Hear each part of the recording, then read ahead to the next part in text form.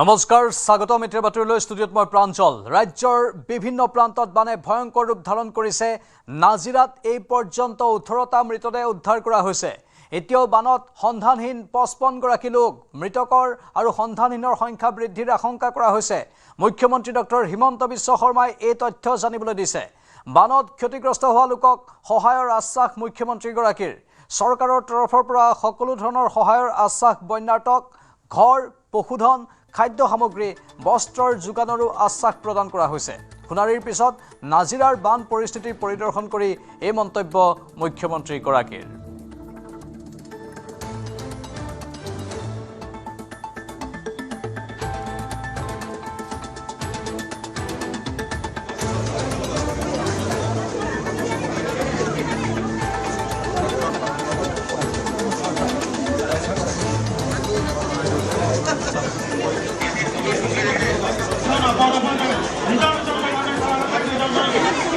নাজিৰাৰ ৰাইজক দুখৰ সময়ত মই লগ কৰিবৰ কাৰণে আহিছিলোঁ ইয়াত পৰিৱেশ বহুতে বেয়া বহুত জাগাত এতিয়ালৈকে যাব পৰা অৱস্থাত নাই পলস পৰি ৰাস্তা ঘাট সব বন্ধ হৈ গৈছে ঘৰ বাৰীবোৰ ভাঙি গৈছে গৰু ছাগলী যথেষ্ট মৃত্যু হৈছে আৰু যথেষ্ট মিচিং লোকো এতিয়ালৈকে আমি বিচাৰি পোৱা নাই পৰিৱেশটো বহুতখিনি চিন্তাৰ বিষয় মই আজি অকণমান বুজ ল'লোঁ আৰু যিমান পাৰোঁ চৰকাৰৰ পৰা ৰাইজক আমি সম্পূৰ্ণ সহায় আগবঢ়াম ঘৰৰ পৰা 50 জন লোক সন্ধানহীন হোৱা বুলি বিধায়ক মহোদয়ে জনাইছে হয়তো সংখ্যাটো আৰু বেছিও হ'ব পাৰে আৰু এতিয়ালৈকে আমাৰ কিমান মৃত্যু হ'ল নাজানো 18জন ডেড বডি পাইছোঁ 18 জনৰ মৃতদেহ আমি পাইছোঁ আৰু 18ৰ ওপৰত 50 জন বা তাতকৈ বেছি এতিয়াও সন্ধানহীন হৈ আছে একেবাৰে বিহুবোৰতো অৱস্থাই নাই প্ৰতিটো ঘৰে এফেক্ট হৈছে আমি যিমান পাৰোঁ সহায় কৰিম ৰাইজক দুখৰ সময়ত মই আমাৰ ৰাস্তা ঘাটৰ পৰা ঘৰ দুৱাৰ গৰু ছাগলী যাক যেনেকৈ পাৰোঁ আমি সহায় কৰিম মই এটাই কথা ক'ম নহয় যে মানুহ বহুত গাঁৱত এতিয়ালৈকে আমি যাবই পৰা নাই যোৱাৰো ৰাস্তা নাই আৰু একেবাৰে আমি বিচ্ছিন্ন হৈ আছোঁ আৰু তাত থকা মানুহখিনিৰ কিমান কষ্ট ইয়াৰ পৰা আমি অনুভৱো কৰিব নোৱাৰোঁ বা ক্ষয় ক্ষতিৰো অনুভৱ কৰিব নোৱাৰোঁ কিন্তু আজিৰ পৰা অকণমান ৰাস্তাবোৰ খোলা আৰম্ভ হৈছে আৰু আজি আমাৰ যিমান পাৰোঁ আজিৰ পৰা আমি ৰিলিফ আৰু সহায় আমি হাত আগবঢ়াম ডাৱৰ বিস্ফোৰণত বেছিকেলি মূল কাৰণটো নাগালেণ্ডত ডাৱৰ বিস্ফোৰণ বা আন কিবা কাৰণ এতিয়ালৈকেতো ফটক কৰি ক'ব পৰা নাযায় কিন্তু পানীটোতো নাগালেণ্ডৰ পৰা নামি আহিছে এতিয়া নাগালেণ্ডত ডাৱৰ বিস্ফোৰণৰ কাৰণে নামি আহিছে নে তাত পাহাৰ কাটাৰ কাৰণে নামি আহিছে গোটেই বিষয়বোৰ নাগালেণ্ড চৰকাৰৰ লগত কথা পাতিব লাগিব কিন্তু তেওঁলোকে ডাৱৰ বিস্ফোৰণ হোৱাৰ লগে লগে আমাক জনাইছিলে যে এটা ডাঙৰ ডাৱৰ বিস্ফোৰণ হৈছে গতিকে নামনিত আপোনালোক সাৱধান হওক কিন্তু 1-1.5 ঘণ্টা সময় পোৱা গৈছিলে কোৱা আৰু হোৱাৰ মাজত 1-1.5 ঘণ্টা সময় কেন্দ্ৰীয় চৰকাৰৰ পৰা সহায় কোনো অসুবিধা নাই এতিয়া কেন্দ্ৰীয় চৰকাৰক আমি যি খোজোঁ তাকে দিব সেইটোলৈ কোনো সমস্যা নাই সমস্যাটো আছে যে আমি কেনেকৈ এতিয়া গৈ পাওঁ মানুহখিনিৰ মাজত বাকী আমাৰ চৰকাৰী সাহায্যৰ কাৰণে কোনো চিন্তা কৰিবলগীয়া নাই আৰু যি প্ৰয়োজন হয় কেন্দ্ৰীয় চৰকাৰে আমাক সেইখিনি দিব সেইটো লৈ পেলাই কোনো কথা নাই কথাটো হ'ল যে মানুহৰ মাজত এতিয়া আমি কেনেকৈ গৈ পাওঁ মানুহখিনিক কেনেকৈ আমি সহায় কৰিব পাৰোঁ আনুমানিক কিমান পৰিয়াল এতিয়ালৈকে এটাটো বিহুবৰ পঞ্চায়ত সম্পূৰ্ণ বিধ্বস্ত হোৱা বুলি কৈছে লগত ৰমণী ৰদৈ এইকেইখন পঞ্চায়তো ক্ষতিগ্ৰস্ত হোৱা বুলি কৈছে কিন্তু একজেক্ট ক্ষয় ক্ষতি আৰু 2টা দিন লাগিব গম পাবৰ তাকে মোক কৈছে বিধায়ক মহোদয় মই এতিয়া যিমান পাৰোঁ যাবও চেষ্টা কৰিম আৰু মই আকৌ আহিম ৰাইজক যাতে সম্পূৰ্ণভাৱে আমি সহায় কৰিব পাৰোঁ মই আহি থাকিম যেতিয়ালৈকে ৰাইজৰ দুখখিনি দূৰ নহয় ইয়াত মানে চাওক আপোনালোক সাংবাদিক আপোনালোকতো বহুত জেগাত এতিয়ালৈকে যাব পৰা নাই গতিকে এই সময়ত কোনোবাই কমেণ্ট এটা দিয়াটো সহজ কিন্তু প্ৰাকৃতিক যিটো অৱস্থা হৈছে সেইটোতো আপোনালোক নিজেও সাক্ষী হৈ আছে গতিকে কাবাক দোষ দিলে যদি ধৰক সমস্যাৰ সমাধান হয় বেলেগ কথা আৰু কোনোবাই যদি গাফিলতি কৰিছে তাকো চোৱা যাব কিন্তু আজি আটাইতকৈ ডাঙৰ সমস্যা হৈছে মানুহখিনিক সহায় কৰা এতিয়ালৈকে 18টামান মৃতদেহ উদ্ধাৰ হৈছে আৰু বহুত এতিয়া আমি যিটো হিচাপ পাইছোঁ বহুত মিচিং হৈ আছে 55জন মিচিং হৈ আছে বুলি আমি গম পাইছোঁ কিন্তু আৰু বহুত মানুহে কৈ আছে একজেক্ট আমাক খবৰটো দিব পৰা নাই গতিকে সেইটো এতিয়ালৈ ক'ব পৰা নাযাব গতিকে সময় গৈ থাকিব আমি ডেড বডি পাই গৈ থাকিম গতিকে আমি মুখ্যমন্ত্ৰী মহোদয় আহি আজি গোটেই বিষয়টোৰ ওপৰত খুব সুন্দৰভাৱে আমাক ক'ত কেনেকৈ কি কৰিবলৈ কৈ গৈছে আৰু প্ৰশাসন আমি সকলো মিলি পৰৱৰ্তী পৰ্যায়ত সকলোখিনি কৰিবৰ কাৰণে চেষ্টা কৰিম সাহায্য বহুত জেগাত এতিয়াও আমি যাবই পৰা নাই ৰাস্তা এতিয়াও ব্লক হৈ আছে বহুত জেগাত আমি সোমাবই পৰা নাই গতিকে আজি আমি চেষ্টা কৰোঁ সোমাবলৈ বিহুব সম্পূৰ্ণৰূপে বিধ্বস্ত হৈ গৈছে ইফালে প্ৰলয়ংকৰী বানত ৰাজ্যত এই পৰ্যন্ত মৃত্যু হৈছে ৩৫জন লোকৰ শিৱসাগৰ জিলাত সৰ্বাধিক বানত মৃত্যু হৈছে ১৪ গৰাকীৰ চৰাইদেউ জিলাত বানত মৃত্যু হৈছে ৯ গৰাকীৰ যোৰহাট জিলাত বানত মৃত্যু হৈছে ৬ গৰাকীৰ গোলাঘাট জিলাত বানত মৃত্যু হৈছে ২ গৰাকীৰ ধেমাজি জিলাত মৃতকৰ সংখ্যা ২ গৰাকী শোণিতপুৰ আৰু কাৰ্বি আংলঙত বানত মৃত্যু হৈছে এজনকৈ লোকৰ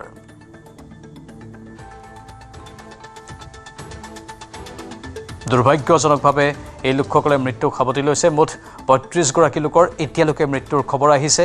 শিৱসাগৰ জিলাতেই সৰ্বাধিক ১৪ গৰাকী লোকৰ মৃত্যু হৈছে বানপানীত চৰাইদেউ জিলাত বানত ৯ গৰাকীৰ মৃত্যু হৈছে যোৰহাটত ৬ গৰাকীৰ মৃত্যু হৈছে গোলাঘাটত ২ গৰাকীৰ মৃত্যু হৈছে ধেমাজি জিলাত মৃতকৰ সংখ্যা ২ গৰাকী শোণিতপুৰ আৰু কাৰ্বি আংলঙত বানত মৃত্যু হৈছে এজনকৈ লোকৰ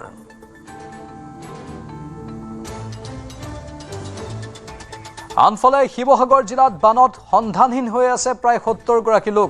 বানাক্ৰান্তক সকলো ধৰণৰ সহায় কৰাৰ আশ্বাস প্ৰদান কৰিছে মুখ্যমন্ত্ৰীয়ে শিৱসাগৰ জিলাত বন্যাতৰ সৈতে মত বিনিময় কৰি এই মন্তব্য কৰে মুখ্যমন্ত্ৰীয়ে শিৱসাগৰৰ ফুকন নগৰ প্ৰাথমিক বিদ্যালয়ত স্থাপন কৰা বান শিবিৰ পৰিদৰ্শন কৰে মুখ্যমন্ত্ৰীয়ে শিৱসাগৰৰ জেঙনিকটীয়াৰ বান বিধ্বস্ত এলেকাও পৰিদৰ্শন কৰে মুখ্যমন্ত্ৰীয়ে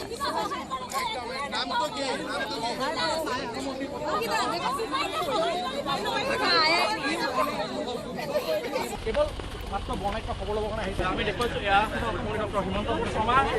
মাত্ৰ 2টা দিনৰ ভিতৰতে মুখ্যমন্ত্ৰী আহি শিৱসাগৰত উপস্থিত হৈছে মাত্ৰ 2টা দিন মৃত্যুৰ সংখ্যাটো ক'ব পৰা নাযায় কাৰণ শিৱসাগৰ জিলাতে প্ৰায় ৭০ গৰাকীতকৈ অধিক লোক সন্ধানহীন হৈ আছে সেইকাৰণে মই ভাবোঁ যে মৃত্যুৰো ফিগাৰটো ৩-৪ দিন পিছতহে আমি ভাল কৰি গম পাব পাৰিম কিন্তু চৰকাৰে যিমান পাৰে নিশ্চিতভাৱে যাৰ মৃত্যু হ'ল আমিতো ঘূৰাই দিব নোৱাৰোঁ কিন্তু যিমানখিনি পাৰোঁ আৰ্থিকভাৱে আন ধৰণে যিমান পাৰোঁ আমি সহায় কৰাৰ কাৰণে চেষ্টা কৰিম প্ৰাকৃতিক দুৰ্যোগ হ'লেও কিন্তু গোটেই উৎসটো নাগালেণ্ডত গতিকে নাগালেণ্ডৰ লগত এই সম্পৰ্কত কিবা বৰ্তমান যেতিয়া ক্লাউড বাজ হৈছিল নাগালেণ্ড চৰকাৰে আমাক জনাইছিলে কিন্তু এটা প্ৰশ্ন মনত থাকি যায় যে অকল ক্লাউড বাষ্টৰ কাৰণে ইমান পানী হৈছে নে তাতে আন কিবাও কথা আছে গতিকে অকণ কেইটামান দিন পিছত তাতো মানুহৰ ক্ষতি হৈ আছে কেইটামান দিন পিছত নাগালেণ্ড চৰকাৰৰ লগত আমি কথা পাতিম কাৰণ এইবাৰ হ'ল আগলৈকে যাতে নহয় সেইটো গুৰুত্বপূৰ্ণ কথা সেইকাৰণে তাতনো কিহৰ কাৰণে এইটো হ'ল সেইটো জনাৰ খুবেই প্ৰয়োজন আছে আৰু নাগালেণ্ড চৰকাৰৰ লগত আমি কথা পাতিম চৰাইদেউ শিৱসাগৰ আৰু যোৰহাট জিলাৰ বান ক্ষতিগ্ৰস্ত ৰাইজক লগ পাবৰ কাৰণে আহিছিলোঁ বিশেষকৈ চৰাইদেউ নাজিৰা শিৱসাগৰ এই তিনিওটা স্থানত ৰাইজৰ দুখ কষ্ট দেখি সঁচাকৈয়ে মনটোত বহুত আমি সকলোৱে কষ্ট পাইছোঁ কাৰণ এনেকুৱা বানপানীৰ বিভীষিকা এই জিলা দুখনে আগতে কেতিয়াও পোৱা নাছিল যি কাৰণতে নহওক কিয় এইবাৰ অভাৱনীয় বানপানী হ'ল মানুহৰ ঘৰৰ ছালৰ ওপৰেদি পানী গৈছে কেইবাজনো লোকৰ মৃত্যু হৈছে ঘৰ বাৰী ভাঙি গৈছে পশু ঘৰত থকা গৰু ছাগলীৰ মৃত্যু হৈছে আৰু ৰাইজৰ মাজত এক অবৰ্ণনীয় দুখ আৰু যন্ত্ৰণাৰ সৃষ্টি হৈছে ৰাজ্য চৰকাৰৰ ফালৰ পৰা মই সকলোকে ইমানেই ক'ব বিচাৰোঁ যে আমি ৰাইজৰ লগত থাকিম আৰু যিমান পাৰোঁ আৰ্তজনক বানপানীত ক্ষতিগ্ৰস্তজনক সম্পূৰ্ণভাৱে সহায় কৰাৰ চেষ্টা কৰিম ইতিমধ্যে আমাৰ মন্ত্ৰী বিমল বৰা সুশান্ত বৰগোহাঁই ইয়াত আছে স্থানীয় বিধায়কসকলেও কাম কৰি আছে আৰু মই এতিয়া জিলা আয়ুক্তৰ লগতো বহি কি তেওঁলোকৰ অসুবিধা আছে, গুৱাহাটীৰ পৰা কিবা সুবিধা লাগিব নেকি, গোটেইখিনি মই কথা পাতিম আৰু যিমান পাৰোঁ ৰাইজক সহায় কৰিম। বহুতখিনি কৰিছে, কিন্তু এটা কথা SDRF আৰু NDRF আৰু ইয়াত প্ৰয়োজন আছিল কিন্তু দাদা। আজি মোক কৈছে বিধায়ক অখিল গগৈয়ে কৈছে যে আৰু কিছু নাও লাগে, মই পঠাই দিয়াৰ ব্যৱস্থা কৰিম। এয়াৰলিফ্টটো যদি কণ্টিনিউ কৰে, বহুখিনি এতিয়াও আবদ্ধ হৈ আছে। কোনো অসুবিধা নহ'ব, খালি এয়াৰলিফ্টৰ কাৰণে লেণ্ডিং কৰাৰ কাৰণে জেগা নাপায়, গোটেইখন পানী হৈ আছে। গতিকে ইয়াত প্ৰেক্টিকেল ডিফিকাল্টিজ আছে, কিন্তু ৰাইজক আমি যেনেকৈ পাৰোঁ সহায় কৰিবই লাগিব আৰু আমাৰ চেষ্টা অব্যাহত থাকিব। আনফালে উজনি অসমৰ বানত হৈছে অভূতপূৰ্ব ক্ষয়ক্ষতিৰ পৰিমাণ ভবাতকৈ বহু বেছি হৈছে। সোণাৰীত উপস্থিত হৈ মুখ্যমন্ত্ৰী হিমন্ত বিশ্ব শৰ্মাৰ এই মন্তব্য। কিমান ক্ষয়ক্ষতি হৈছে এতিয়াও ক'ব পৰা হোৱা নাই। চৰকাৰী বুলেটিনত দিয়া তথ্যতকৈও ক্ষয়ক্ষতিৰ পৰিমাণ বহু বেছি বুলি মুখ্যমন্ত্ৰীয়ে সদৰি কৰিছে।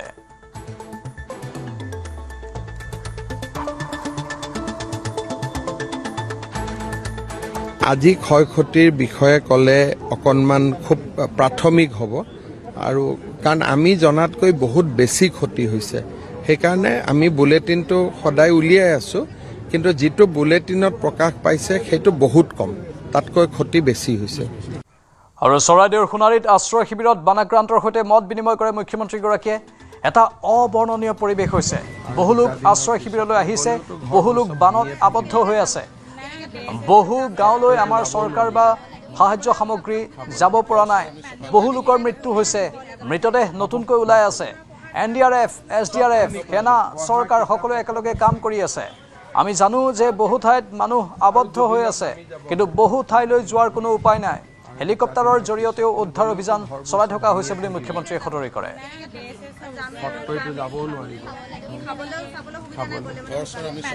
অবৰ্ণনীয় পৰিৱেশ, বহুত মানুহ ৰিলিফ কেম্পলৈকে আহিছে, বহুত মানুহ গাঁৱত আছে, বহুত গাঁৱলৈকে এতিয়াও চৰকাৰ বা আমাৰ যিটো ৰিলিফ এফৰ্ট এতিয়ালৈকে গৈও পোৱা নাই, কাৰণ গোটেই গাঁওখন পানীৰে আৱৰি আছে। বহুত লোকৰ মৃত্যু হৈছে, মৃতদেহ নতুনকৈ ওলাই আছে। আমি যিমান পাৰোঁ ৰাইজৰ লগত থাকি ৰাইজক সেৱা কৰাৰ কাৰণে যত্ন কৰিম। আজি মই গোটেইখিনি নিজেও চাই যাম। আৰ্মি, NDRF, SDRF, চৰকাৰ গোটেই একেলগে সকলোৱে কাম কৰি আছে। ৰাইজৰ ঘৰবিলাক ভাঙিছে, কিতাপ পত্ৰ নোহোৱা হৈছে, কাৰোবাৰ চাৰ্টিফিকেট উটি গৈছে, কাৰোবাৰ গৰু ছাগলী নোহোৱা হৈছে। চৰকাৰে যিমান পাৰে সকলোকে সহায় কৰিব। আনফালে মুখ্যমন্ত্ৰীৰ সাহায্য ঘোষণা। বানত মৃত্যু হোৱা লোকৰ পৰিয়াললৈ সাহায্য ঘোষণা কৰিছে। মৃতকৰ পৰিয়াললৈ 4 লাখ টকাৰ সাহায্য ঘোষণা কৰা হৈছে। তৎকালীনভাৱে লাভ কৰিব সাহায্যৰ ধনৰাশি। সোণাৰীত উপস্থিত হৈ মুখ্যমন্ত্ৰীয়ে এই ঘোষণা কৰে।